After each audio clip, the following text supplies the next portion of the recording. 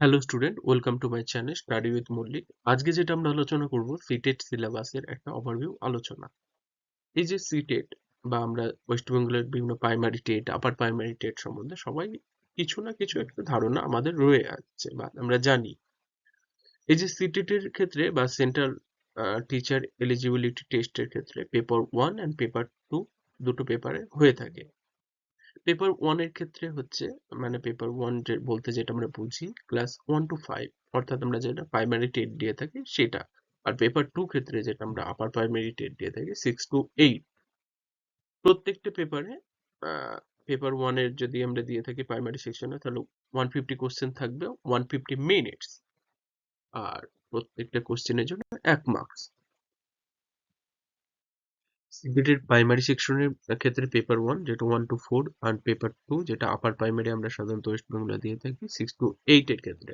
প্রত্যেকটা পেপারে অর্থাৎ পেপার 1 যদি আমি প্রাইমারি সেকশনে দিয়ে থাকি তাহলে 150টা কোশ্চেন থাকবে, অর্থাৎ 150 কোশ্চেন থাকবে, 150 মিনিটস। আর that's exactly 1 minute per question. আর এই যে কোশ্চেন যেটা হয়ে থাকে সেটা এমসিকিউ ফরম্যাটে হয়ে থাকে। নেগেটিভ মার্কিং নেই কোনো, তাই প্রত্যেকটা কোশ্চেনের অ্যাটেন্ড করাটা খুবই আবশ্যক। প্রত্যেকটা কোশ্চেন অ্যাটেন্ড করা সেই রকম মেন্টালিটি নিয়েই পরীক্ষা আমাদের বসতে হবে, কারণ হয়তো 90 পাস মনে হতে পারে, কিন্তু 90টা তোলাটাও যদি আমরা সেইভাবে না এগোই তাহলে খুবই শক্ত হয়ে যেতে পারে। কিন্তু সেটা আমরা ভাববো না, পজিটিভলি এগোবো আমরা।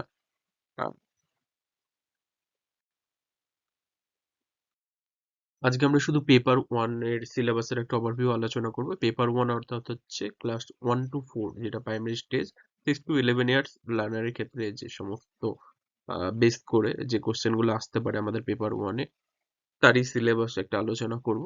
এক নম্বর হচ্ছে যেটা চাইল্ড ডেভেলপমেন্ট ও পেডাগজি। চাইল্ড ডেভেলপমেন্ট ও পেডাগজি থেকে 30 মার্কস আসবে, যেখানে বিভিন্ন রকম থিওরিজ গুলো থাকে, পিয়াজে, কোয়েলবার্গ, ভাইগটস্কি, খুবই ইম্পর্টেন্ট এগুলো।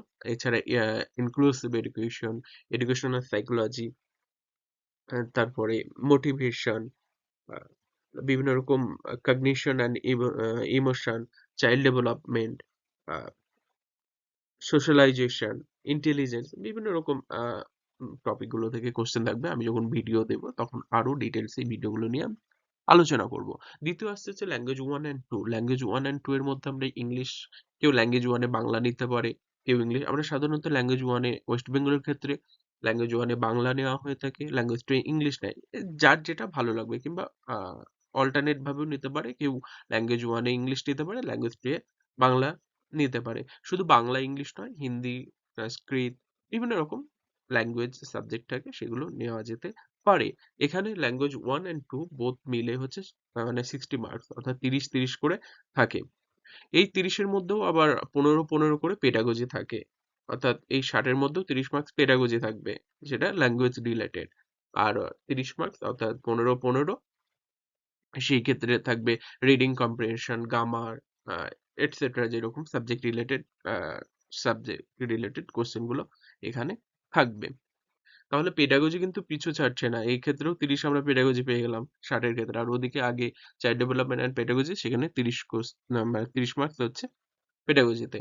এরপর আসছে ম্যাথামেটিক্স। যেহেতু প্রাইমারি সেকশন আমরা পরীক্ষা দিচ্ছি, ম্যাথামেটিক্স আমাদের থাকেই। আমাদের স্টেটের তেও ম্যাথামেটিক্স রয়েছে, ওয়েস্ট বেঙ্গল প্রাইমারি টেটের ক্ষেত্রেও দেখতে পাই। এখানেও 30 মার্কসের মধ্যে 15 মার্কস থাকবে ম্যাথ, কোর ম্যাথ, যেটা number system, geometry, shapes, measurements, etcetera, যেগুলো ম্যাথের কোশ্চেন খুবই বেসিক থেকে হয়ে থাকে, একটু প্র্যাকটিস করলে পারা যায়। আর পেডাগজিক্যাল ইস্যুস বলতে ম্যাথামেটিক্স রিলেটেড, যেগুলো আমরা বিএড এ পড়েছি, যে বিভিন্ন সাবজেক্টের যে পেডাগজি গুলো হয়ে থাকে, ল্যাঙ্গুয়েজের ক্ষেত্রে, হিস্ট্রির ক্ষেত্রে, ম্যাথমেটিক্স এর ক্ষেত্রে, সেই রিলেটেড পেডাগজি, অর্থাৎ কনসেপ্টটা বুঝলেই পেডাগজির প্রত্যেকটা সাবজেক্টের পেডাগজি গুলো পারা যায়। অর্থাৎ মেন কনসেপ্ট হচ্ছে, মেন আমাদের মোটো থাকবে যে পেডাগজিটা বোঝা, কারণ এখানেও 15 মার্কস আমাদের পেডাগজি রয়ে যাচ্ছে। এরপর আসছে ইভিএস এর ক্ষেত্রে। ইভিএস হচ্ছে এখানেও 30 মার্কস, এনভায়রনমেন্টাল স্টাডিজ যেটা। এই 30 মার্কসের মধ্যে 15, আবারও বলছি বারবার সেই একই মাজন বেচার মতো, 15 মার্কস হচ্ছে পেডাগজি থাকছে, মানে সাবজেক্ট যেটা এনভায়রনমেন্টাল পেডাগজি, অর্থাৎ। আর 15 মার্কস থাকছে family, food, shelter, water, travel, অর্থাৎ মেন এনভায়রনমেন্টাল যে কোশ্চেন গুলো হয়ে থাকে এনসিইআরটি রিলেটেড বই আমাকে এখানে ফলো করতেই হবে, কারণ এনসিইআরটি থেকে সাধারণত এই কোশ্চেন গুলো, ইভিএস এর কোশ্চেন গুলো বা ম্যাথামেটিক্স এর কোশ্চেন গুলো এখান থেকে হয়ে থাকে সাধারণত।